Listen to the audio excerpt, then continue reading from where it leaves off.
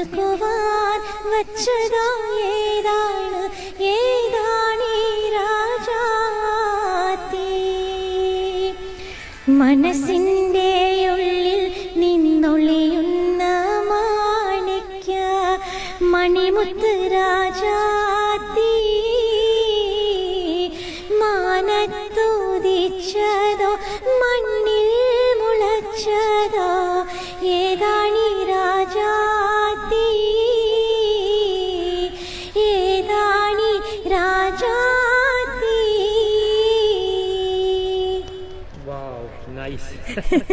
എത്ര പ്രതീക്ഷയില്ല, ഒരു മിസ്റ്റേക്കും വരുത്താതെ ഫസ്റ്റത്തെ പാട്ട് തന്നെ.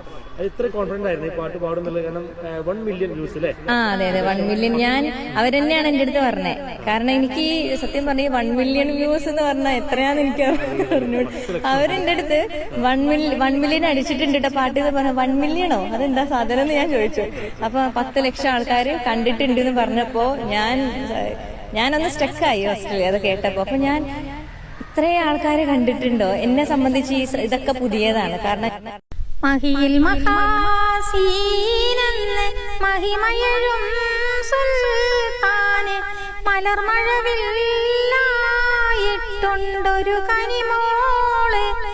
അവളുടെ മധുഴുകും പേരാണ് ഹുസ്നുൽ ജമാല്.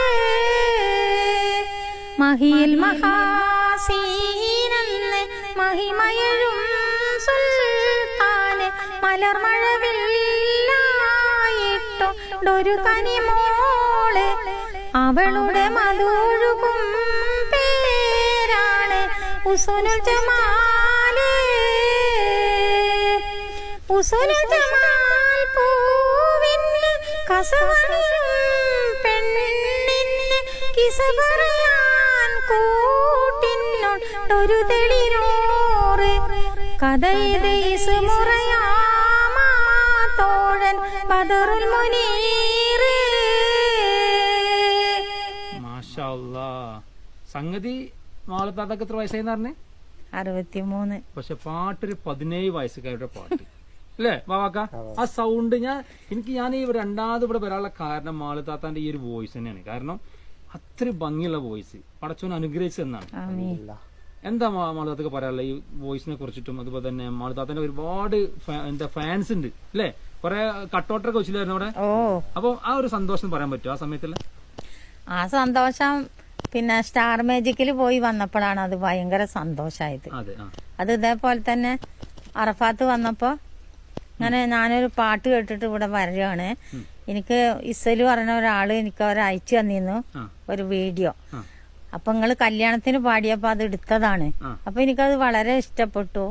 എന്നിട്ട് അങ്ങനെ അവൻ വന്ന് പാട്ട് പാടി ഞാന്. അപ്പൊ പറഞ്ഞ ഇനി നിങ്ങൾക്ക് എവിടെ പോകാനാ ഇഷ്ടം എന്ന് ചോദിച്ചു. നിങ്ങളെ പാട്ട് നന്നായിട്ടുണ്ട്. അപ്പൊ ഞാൻ പറഞ്ഞ എനിക്ക് സ്റ്റാർ മാജിക്കിലൊന്ന് പോയാല് കൊള്ളാന്നുണ്ട് എന്ന്.